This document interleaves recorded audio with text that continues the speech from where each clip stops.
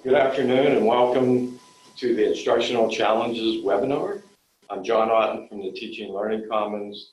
I'd like to mention that we're trying out a new format for this afternoon's session. Last year, Dr. Todd Hamrick delivered a series of webinar sessions that were very effective and well attended. When brainstorming for this year's programming, we thought it would be interesting to try out a panel and we'll see how it goes.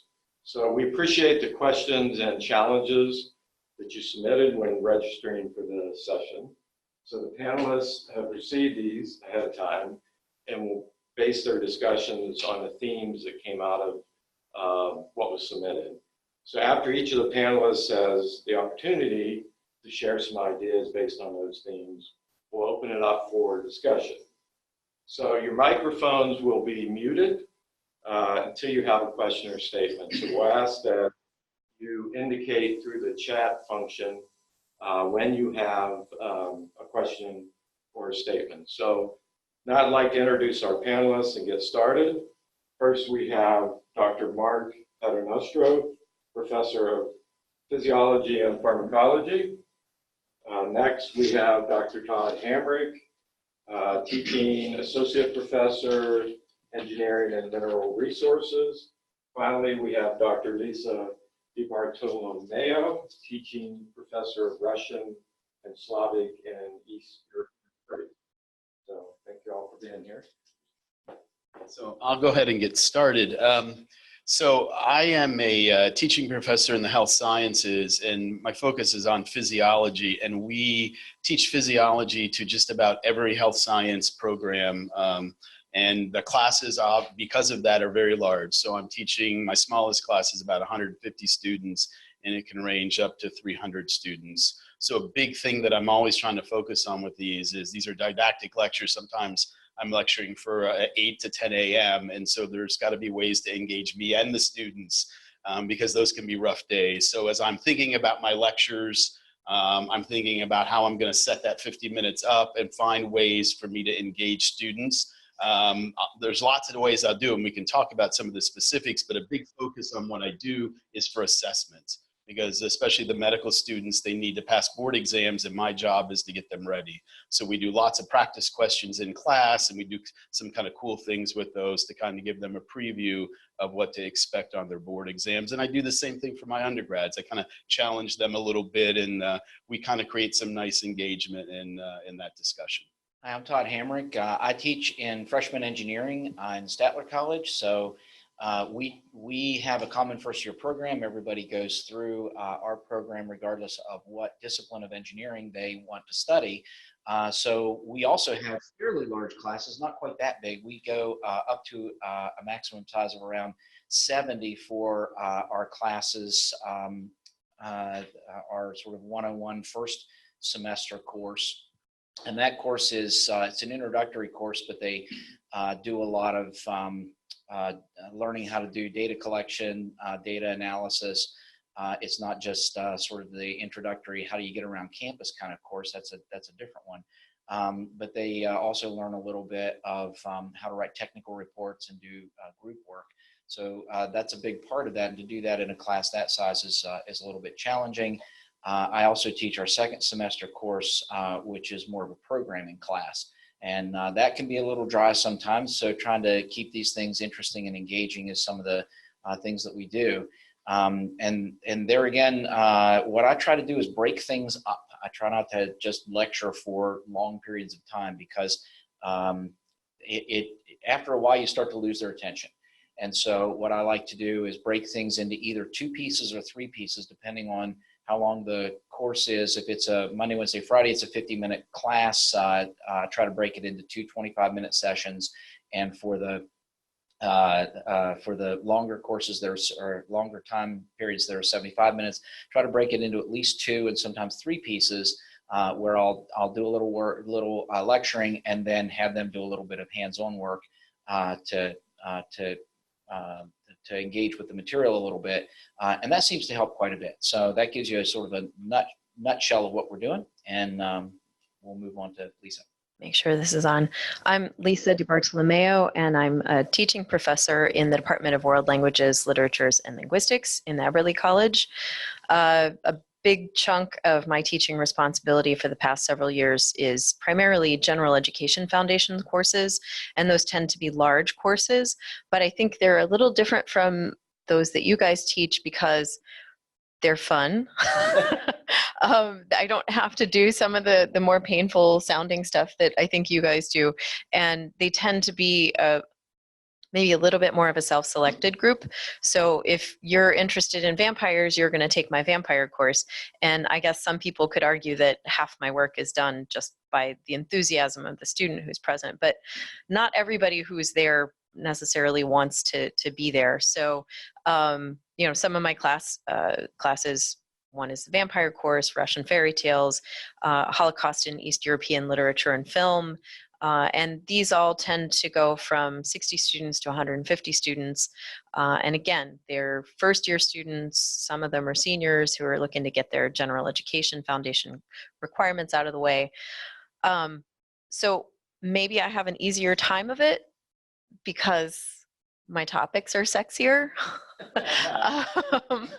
But I also, maybe not as fun in the Holocaust course, but I also work really hard to try to vary the kinds of activities that we do and to break things up in an interesting way and to do a lot of different kinds of materials. So we range all over different types of media, whether it's a film or a TV show or a cartoon. We do different genres of literature, so poetry, journals, short stories, novels.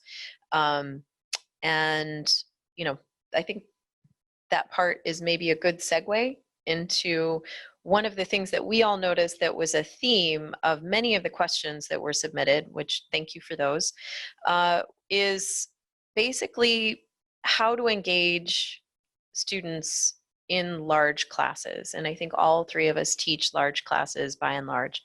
One of the things that I have found, and if you guys have done one of these before and seen me talk about this before, I don't know, Eric, if you can zoom in on these things.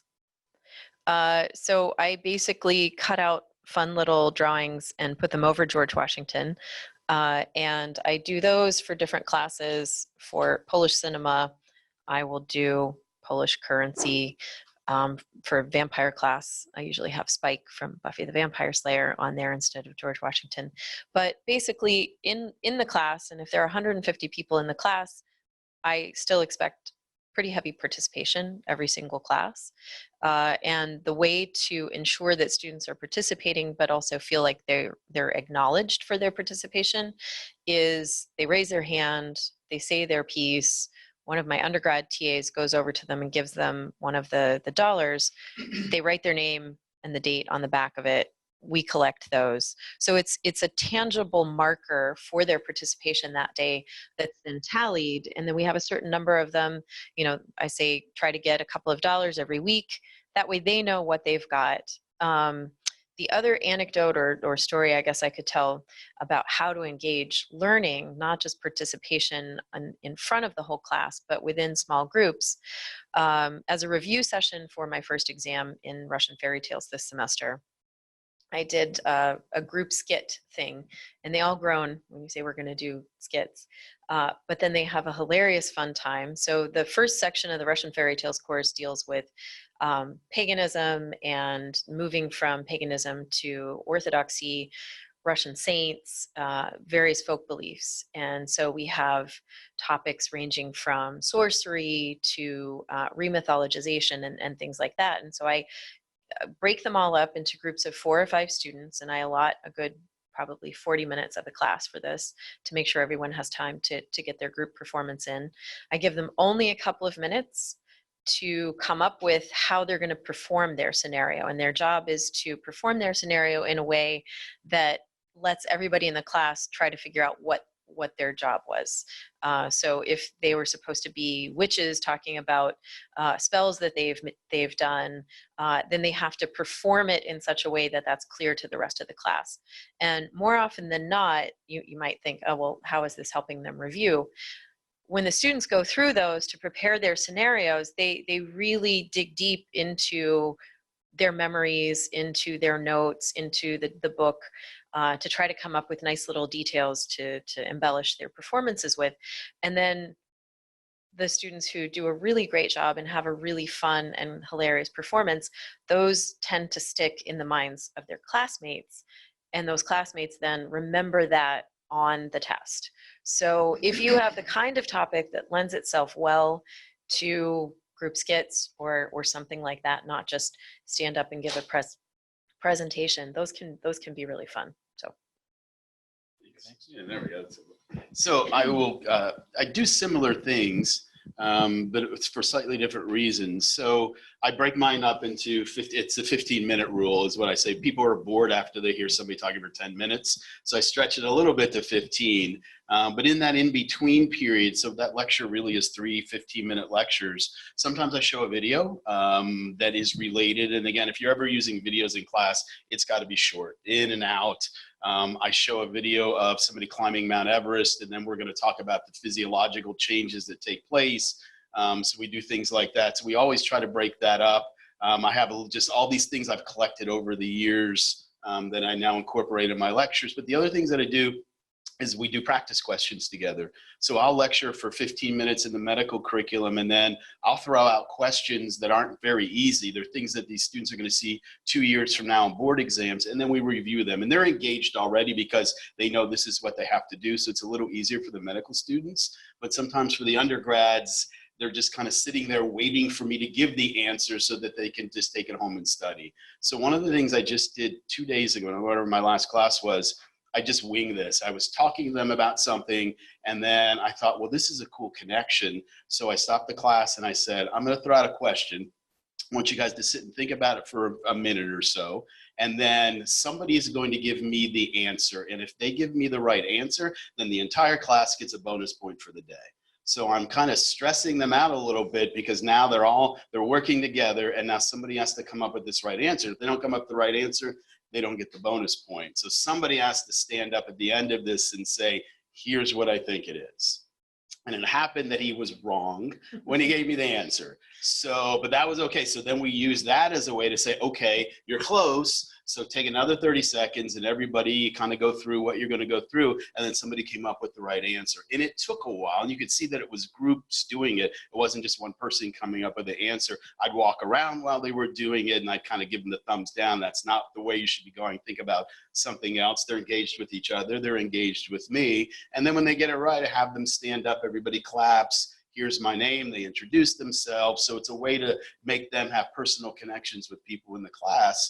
And it's worth 2 or 3 minutes of my lecture to be able to do something like that. So anytime you can get them talking to each other and engaging that way, and they're always for bonus points, they're always looking for those. So that we just did that. It worked out well. Okay, yeah. So let me expand on that just a little bit. You know, we all want our students to do critical thinking, but we have a tendency, and I do this too, we have a tendency not to teach critical thinking. We teach a lot of nuts and bolts or little stuff, and then the analogy I use sometimes is I teach them how to hammer nails and cut boards, but then I'm disappointed that they don't know how to build a house. And so I want them to really understand that. So one of the things that I've tried to do, I'm not a huge fan of flipped classrooms, but you can partially flip things. You can move some things out of the classroom. There's some merit to it. And so some of the sort of dry stuff that is really fundamental, you can require them to do outside of class before. You can give them short quizzes at the beginning of class to make sure that they've done it, keep them honest on it, because if you don't ever assess that and never have them do it, then they might not actually do it. So that's one of the ways that you can do that, is to move some of the nuts and bolts, really basic stuff outside of class, and then have them apply it a little bit in class. One of the ways I do that, and by the way, with all of this stuff, any of us have any silver bullets. Everybody's got a lot of the same problems. We looked at a lot of your questions and go, yeah, we have that same problem still. And so one of the ways is a sort of think, pair, share that I've done, where I had students come up with a design, and with the design of something I used how to design a reusable bag that students, or reusable package that customers could take to a grocery store to put vegetables in, things that tend to be fragile, and that would be reusable, and not damage the vegetables, so that we could cut down on packaging, and also at the same time bring products home undamaged. And so that was kind of the idea. Toss it out, put them into small groups, and let them work in small groups together, especially at the freshman level. And engineers, I don't know if you've noticed, but engineers sometimes were a little bit introverted. So anyway, put them in groups, make sure that they have people to work with, and have them work out a design on their own, walk around, interact with the students in smaller groups. And that really helps too. And you get to know them a little bit better, and then have them present their idea at the end of class to everybody else, and maybe even pick it apart a little bit. What's good about this? What's bad about this? The nice thing about something like design is that there's never one right answer. There's always a whole bunch of answers, and some are a little better than others. Another thing that I'll do with breaking the class into pieces is I'll lecture for a few minutes, especially in a programming class. I'll lecture for a few minutes, and then give them, here's the example of how you could work, and now let me give you a harder example, and I'm not going to work it for you. You do it, and I'll come around and help you. And then they work together in smaller groups and pairs, and work out the problem. And then I have the advantage of working in a computer classroom, so I will have them then upload something to eCampus, an assessment that's only open during the class period. And so if they miss class, then they aren't there to get the points for that. Gives them incentive to come to class, rewards the ones who do, and then that's where I also take the questions from quizzes and exams, are from these kinds of examples that I've done. So this is one of the types of things that I've done that has helped a good bit. I have pretty good attendance at my classes, and they tend to report that having that interaction is really beneficial. So that's one of the things you might try. Okay, well, I already sort of answered that question. So do we have any questions, Julie, from the audience? Or okay.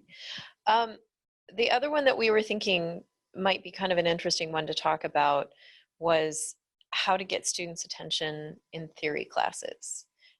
Because we all we know how important theory is. We know how critical it is for developing their critical thinking skills. We know how important it is for getting that information to them.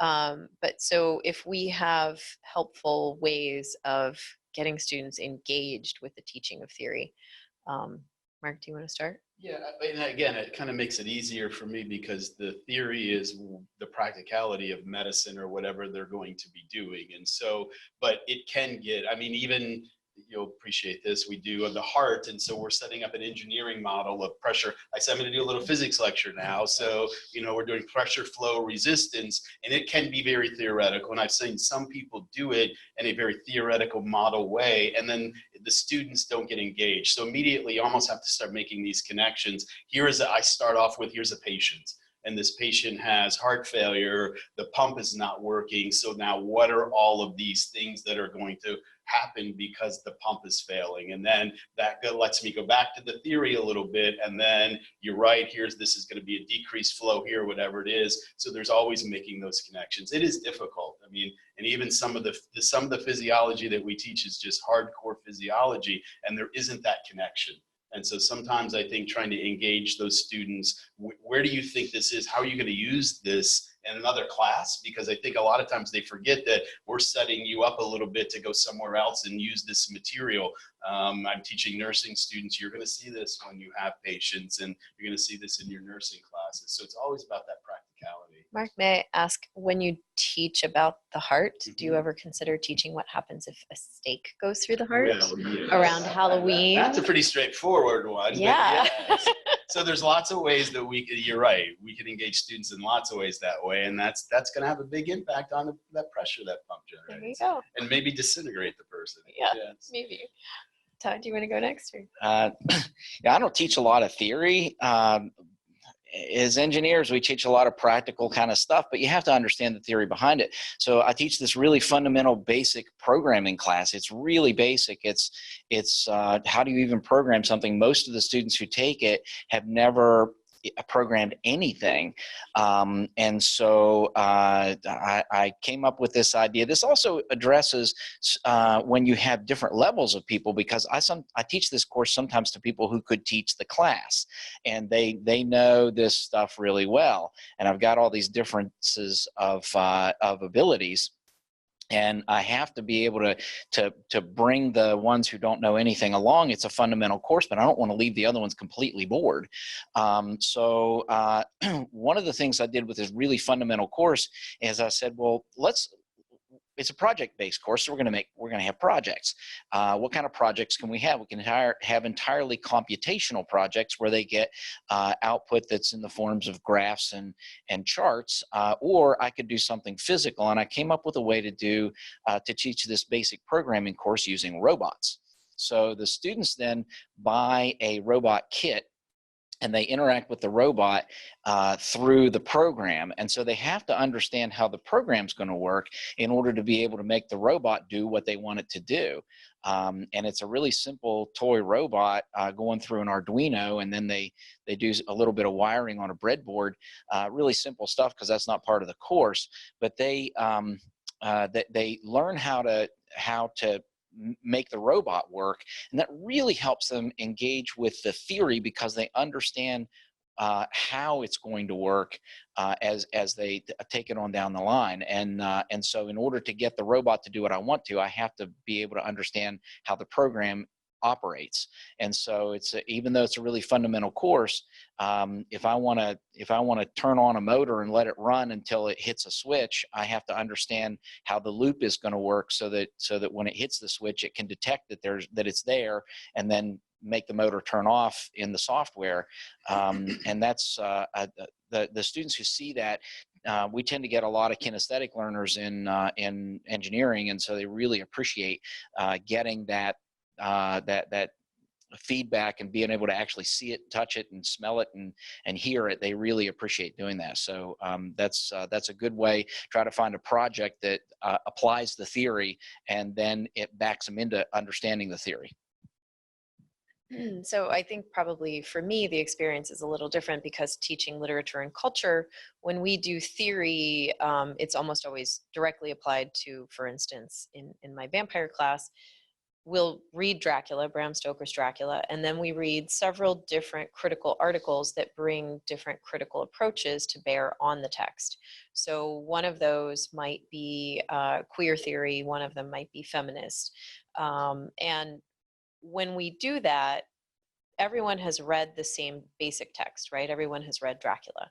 And then most often with literature and culture theory, students, and not only students, but people object to reducing a work of literature or work of culture to some very basic set of theoretical principles or ideas, or imposing external theories that have been, invented in the 20th or 21st century onto much older texts, and saying, well, how is this not anachronistic? So one of the ways that you get them to see that it's applicable is, sure, you have them read it, and in that sense it's a little bit of a flipped class. But you have them read the texts outside class, but then you come in and honestly walk them through point by point, breaking down that critical article into its most basic skeletal components, and saying, okay, well, so Christopher Kraft is arguing here that Dracula is masking homoeroticism that was inherent in Victorian England. How do we see that, right? And then walking them through the text, that the articles giving them the examples that the article is giving them, and then asking them to supplement those or to argue with those. And generally, if you give them an opportunity to argue with a theory, and this is obviously much, much easier with literature than it is with physiology or engineering, where there is a right answer. But in literature and culture, we have the luxury of not necessarily having a right answer. So giving the students the opportunity to engage with the critically and to argue with them, I think empowers them, but it also lets them see the process through which the critic arrived at that point. So. I'm going to throw a question out that just came to my head. Uh-oh. So we've talked about engaging students in the classroom. We teach hundreds of students all the time. How do you get them to engage with you in your office hours, or get them to interact with you in a different way that's outside the structure of that classroom? Todd, you want to start? One of the things that we've done, because we're in freshmen, we have the advantage of getting them when they first come in their first semesters. And one of the things that we've done with that is we have set up their first course instructor to also be their advisor. And so that gives us an advantage. Now that's an advantage we have just because of the population that we have. And we've used that. I actually saw that at Iowa State. I did one of the Big 12 faculty fellowships and was out there looking at these kinds of things. And they did some interesting things like that, where they would put groups of students into cohorts that would all take the same math class. They would all take the same English class. They would all take the same engineering class. So they see each other all the time. And then that group of students, they called it a live-learn community, but you could call it something else. Because that means something else here, but that was a way that they did that to try to get students interacting outside of the classroom. Beyond that, we also have something we call out-of-class experiences that we require our students to do. To some extent, it's a little bit of a checkbox, and we've done them a whole lot of different ways, and there hasn't ever been any way that's been really terrific, but the basic idea is that they get course credit for doing something outside of class. And so it may or may not be directly related to what they're studying. So for example, we have in these fundamental courses, and both of our courses, actually we also teach that 1 hour orientation course. All three of those have required out-of-class experiences. One of them was a talk that the dean gave, and they were all required to go in the evening, and they set it up for several different evenings, and he gave basically the same talk, and they all had to go to that. There's one where we've got a panel of engineers that are going to come in and give a talk. And they'll be able to ask questions, and they're coming from industry and from also academia, but not their professors. It's other people, and so that's a way that we've done that. We do department visitations so that they have to go and visit some of the other departments, because it's a common first-year program. They have to do certain things in order to move to their major, and so what major are they going to pick? And very often they get here and they change their minds about what major they're going to get, because they come in thinking they're going to be one thing, and then they realize that there's this other thing that they didn't even know existed, and so that just sort of the huge opening up of, wow, I didn't know this. The world is much bigger than I realized it was when I was in high school. So they see that, and so we require them to do some of those things. So those are a couple of things that we do that really help students get engaged outside of class. And it's like anything else with it. If the students take it seriously and want to do it and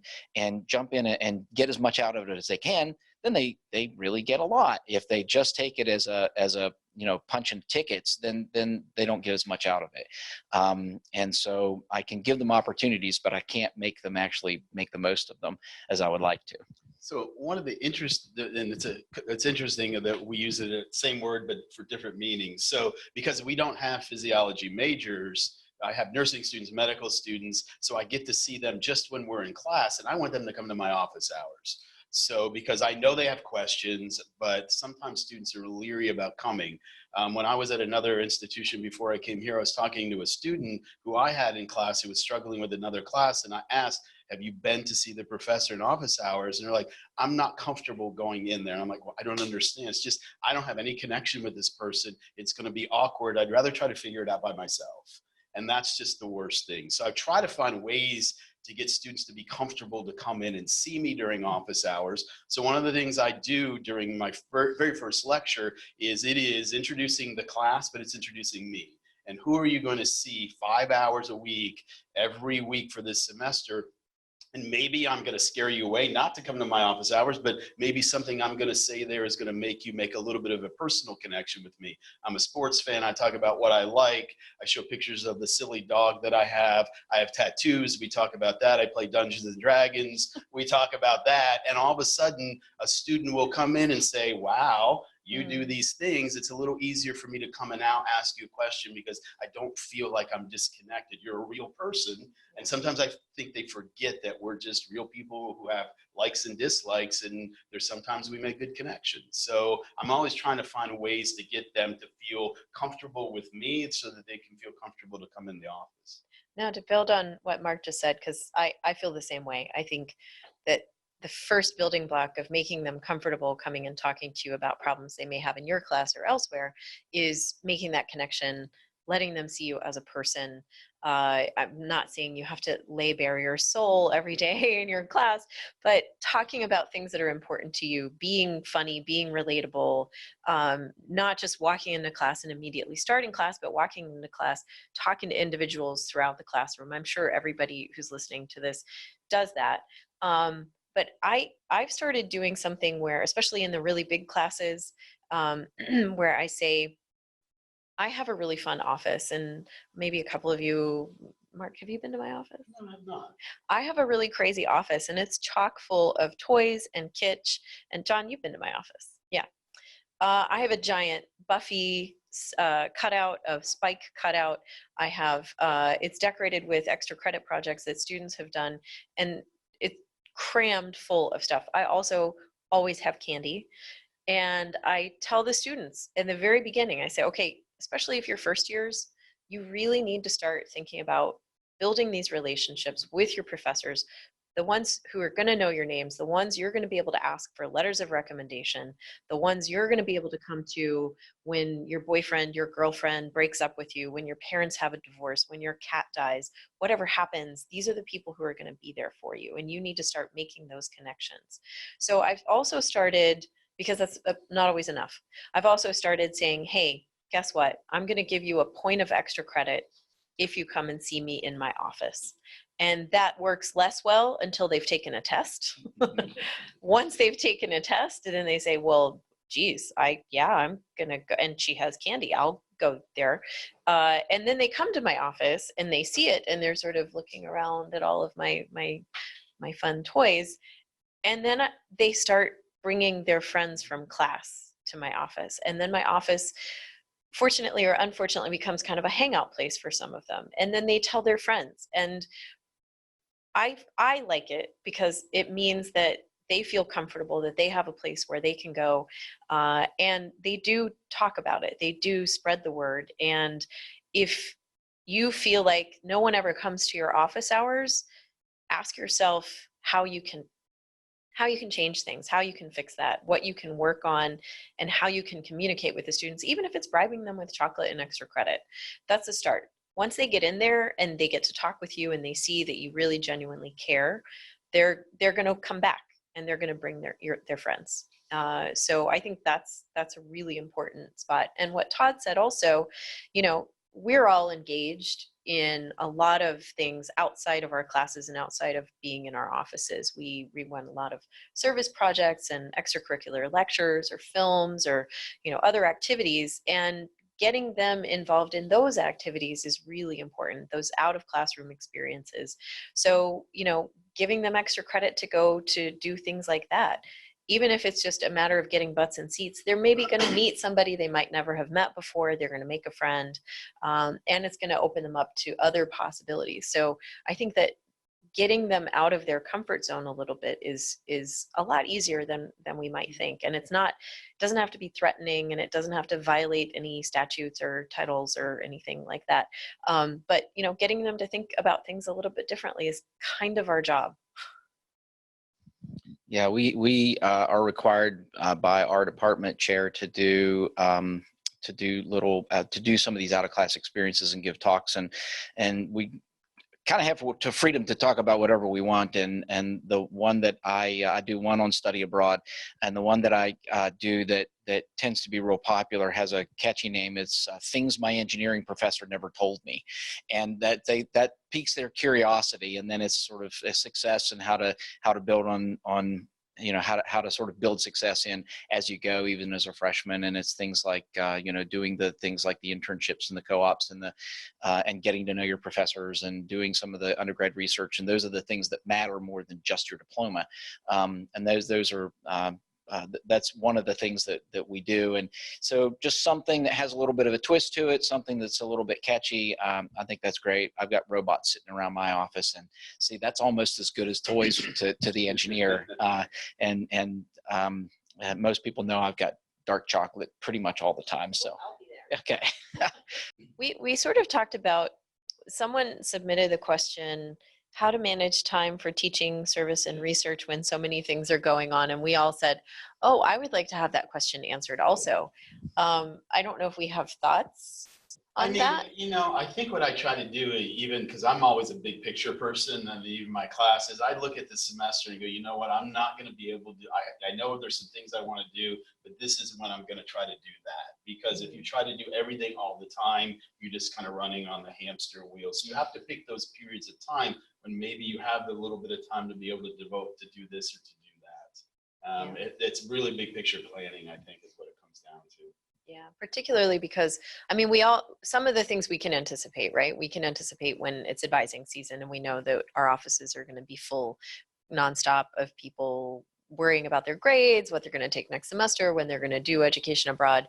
Some of them are predictable, and then some of them just completely derail your day out of nowhere. But I'm probably one of the worst people to ask about this, because I never say no. Witness my participation here today. And I guess I look at it as, if somebody asks me to do something, and this is sort of maybe a mini crusade of mine, that means that they value your participation, and that means that they think you have something valuable to contribute. And I think it behooves us all to consider why we're here.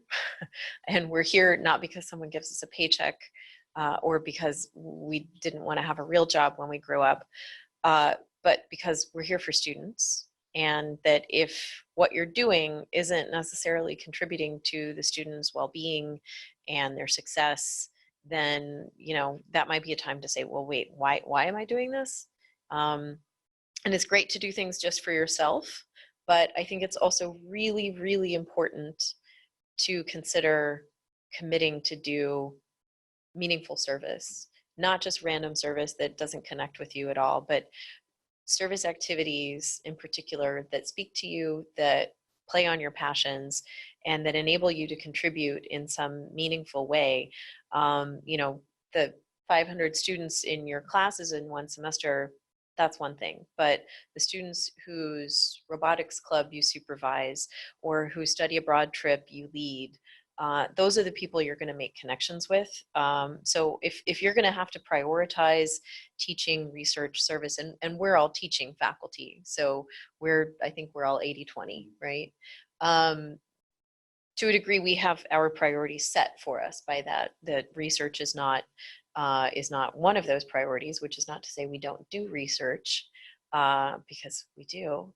But I think that we can all make that commitment, and that we can all make that connection, and ultimately will help us all maybe decide what's important to us based on where we see the biggest results.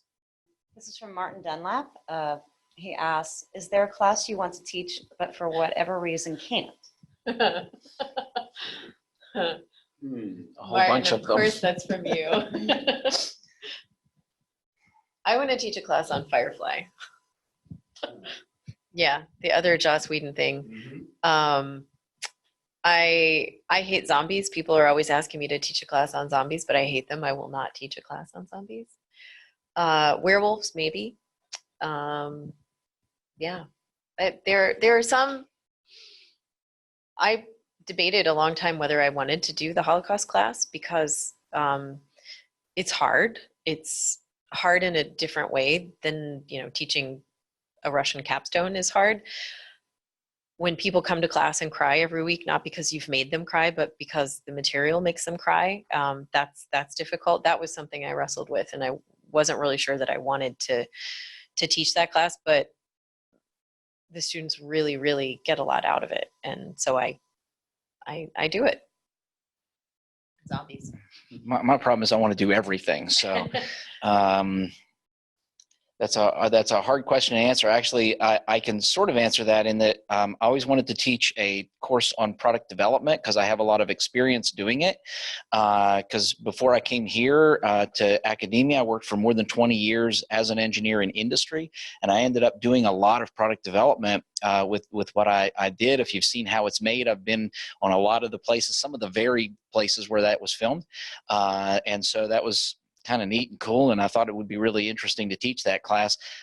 And then I was fortunate enough to work with a colleague in the industrial engineering department, and I realized just how little I know about this topic. Even though I've done a lot of it, I didn't know any of the theory behind it. And so I had a really terrific collaboration because he respected my practical side of actually doing it, because he's learned all the theoretical part of it, and I'm going, oh, okay, so that's why we did it that way. And I didn't realize all these things had names and theories behind them. That was great to learn. And so it was really good to work with him because we completely respected each other's perspective, because he'd never actually developed any product that went into production, and I didn't have any of the theory behind it. So the two of us got to develop this course. And so to some extent, yeah, I can't, but I got to actually teach that course, and I hope to teach it again. I sort of co-taught. He did most of the teaching, and I was sort of singing backup on that one. So maybe I'll be able to be the lead singer on the next one. I might be able to do that next semester, we hope. But anyway, that might answer that question, and I got to do it in that case. So as a physiologist, I think the end game for us is to teach physiology to medical students, because that's as high a level as it gets. And when I first came here, I wasn't doing that. I was teaching undergraduates, a little bit in some of the upper level undergrads and some graduate students. And I thought to myself, how am I going to get myself in that class? So I volunteered, and this is to go back if you're new faculty, I volunteered to do review sessions for the medical students in the physiology. That led me into interacting with people more. A retirement took place, and the first person they turned to, well, you've been doing these review sessions, why don't you come in here and start picking these up? And the next thing I knew, I was doing something that I was not intended to do, but I kind of worked my way into it. So those are kind of cool ways to be able to do that. And it's nice to be able to engage with your colleagues in that way. They kind of groom me to be able to get to that point. So we've got a couple of questions. A couple more questions, and probably not going to pronounce this name correctly, but Banakurian, I'm not sure how to pronounce the last name, but how does your daily, weekly schedule look like at school? So what does it look like? Hideous. I'm 50% administrative these days, so I'm not teaching quite as much, but my days look like a lot of meetings these days. And then when I'm in my office, it's student, student, student, and then I'm in class, and then I go home and I grade papers. Yeah, that sounds a little bit like my world. I teach in the afternoons. I'm advising. I have 145 advisees. They all need advising. This is a particularly busy time to do all of that. That entails at least 8 hours a week of advising time that I have to block out. And then teaching right now. I'm only teaching 2 classes because I'm also course coordinator for one of them, and that involves a lot of helping the grad students who are teaching the class. So I end up doing a lot of that, so I try to get a little bit of time sometimes to myself to go and exercise, so that there's not as much of me, and I do try to do that, but it's not uncommon for me to be working until 8, 9, sometimes 10 o'clock at night.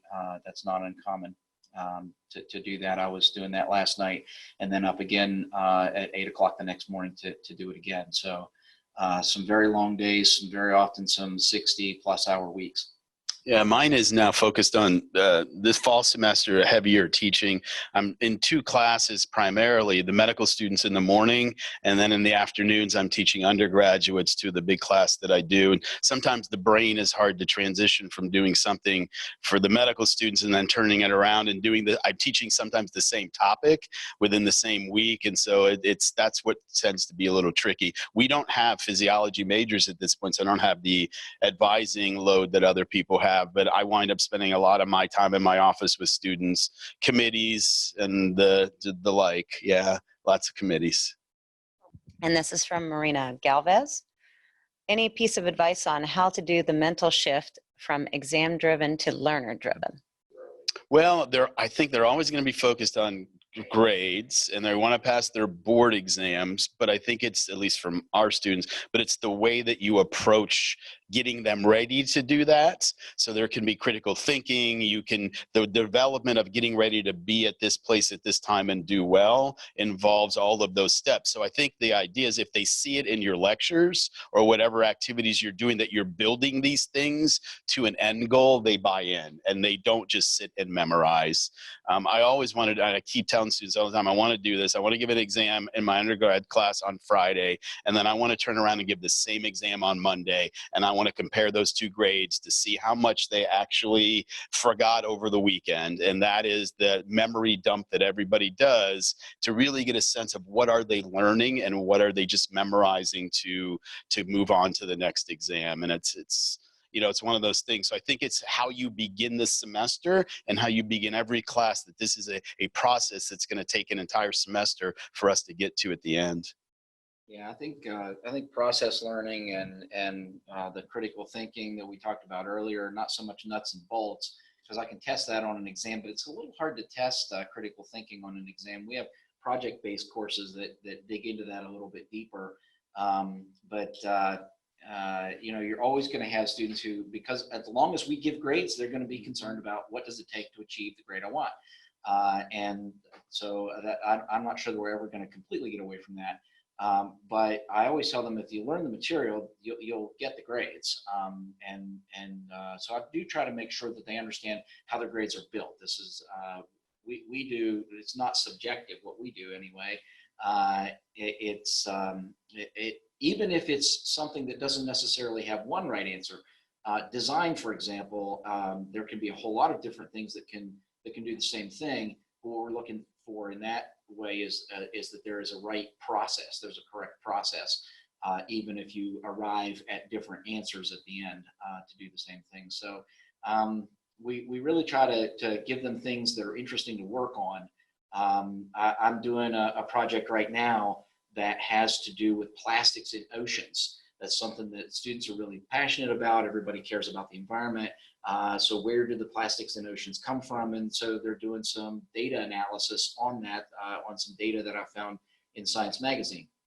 And that's in that fundamental programming course. So rather than just, here's an equation and what answer do you get out of it, then here's a whole bunch of data, do some data mining on it, and then draw some conclusions from that data mining. Where is all of the plastics coming from, and what can we do to reduce that? And these kinds of reflective type questions, I think, engage them more, and then they focus more on answering that question and not as much on what questions are going to be on the exam, although that's certainly always an issue. So I would say one of the easiest places to start is with your syllabus. If you look at your syllabus and there are only 2 components to the grade, and one of those, and the biggest one, is exams, then you're class is exam driven. And of course, that is incredibly common in really big enrollment courses, because if you've got 500 people, how else are you going to assess them, right? My solutions are not low touch and they're not easy.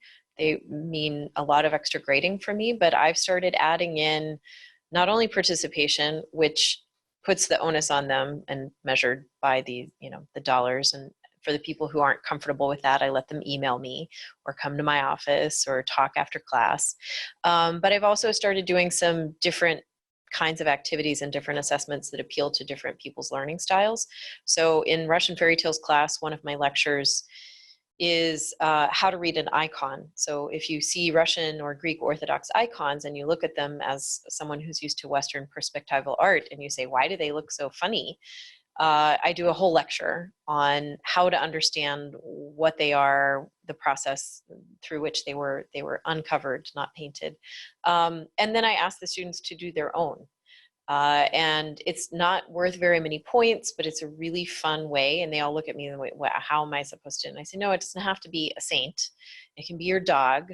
It can be a chicken McNugget if that's your thing. I get a lot of iced coffees that are enshrined and hallowed. And I also get a lot that don't quite fit the assignment, that are more like a collage. But it's a way to check, did you listen to what I was saying? Were you engaged with it? Did you have a little bit of fun with it? And they all love it. And I tell them generally, and this is why my office is so full of fun stuff, is that my favorite ones I will keep. And so this is why my office is full. Toward the end of the semester, I ask them to do a creative writing piece, even if they're not artistic or creative writers. They write their own fairy tale. And at that point in the semester, they should have understood the topoi and the themes and the elements that need to happen and the things that you leave out of fairy tales, like lots of description or lots of dialogue. And they write their own. And it's an interesting balance too, because then they have to try to walk the line between plagiarism and just sort of a pastiche of a fairy tale. But again, thinking about alternate ways to assess how they've learned what you've taught them, other than just multiple choice tests. And I will go to the multiple choice test, because that's just what we do. And part of the reason we do that is because when these students sit for their board exams, that's what these questions are. So what I do, especially in my undergraduate class, is I kind of give them a peek behind the curtain. And what I tell them is, when I set an exam up, 70% of this exam is what you expect to be these just straightforward questions. And then that's what's going to get you to that point. But if you want those A's and B's, that other 30% of these questions are going to be these more thinking questions that, even though it's a multiple choice, how do you apply the material in a scenario you've never seen before? So what I do with them is, I did it today with my class before I came over here. I showed them a series of questions on a topic. Here's what the basic question looks like. Here's what this intermediate question that you probably can get. And here's what a question is going to look like on the same topic, but in 3 different ways. And they get to see what my mindset is and what these questions, and why that if they understood A and B, then they can answer question C, even though they've never seen question C or the topic about it. So I let them see how I think about exams, how I build questions, and that makes them involved in the process, so they know that memorizing things is just not going to cut. It's going to get you the 70%. It's not going to get you the other material. Well, and to be fair, yeah, I do multiple choice exams too.